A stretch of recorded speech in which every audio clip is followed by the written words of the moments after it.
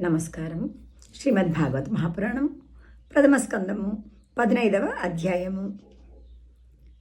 శ్రీకృష్ణుని వియోగం వలన పాండవులు కలత చెందుట, పరీక్షిత్తును రాజ్యాభిషిక్తుని గావించి స్వర్గమునకు వెడలుట. 50వ శ్లోకము.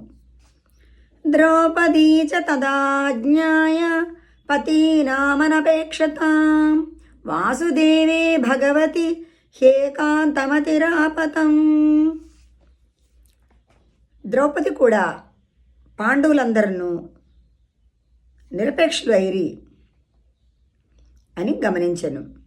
ప్రగాఢమైన భక్తిభావముతో వాసుదేవుని స్మరించుచు ఆమె భగవంతుని జేరెను. 51వ శ్లోకం. యశ్రద్ధయై తద్భగవత్ప్రియాణాం పాండో సుతానామితి సంప్రయాణం శృణోత్యలం స్వశ్చయనం పవిత్రం లబ్ధ్వా హరౌ భక్తిముపైతి సిద్ధిం.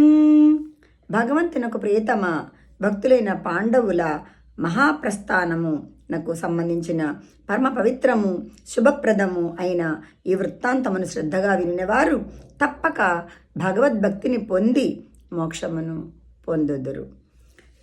ఇది శ్రీమద్భాగవతే మహాపురాణే పారమహంస్యాం సంహితాయాం ప్రథమస్కందే 15వ. ఇది శ్రీమద్భాగవత మహాపురాణమునందలి ప్రథమ స్కందమునందు 15వ అధ్యాయము. ధన్యవాదములు.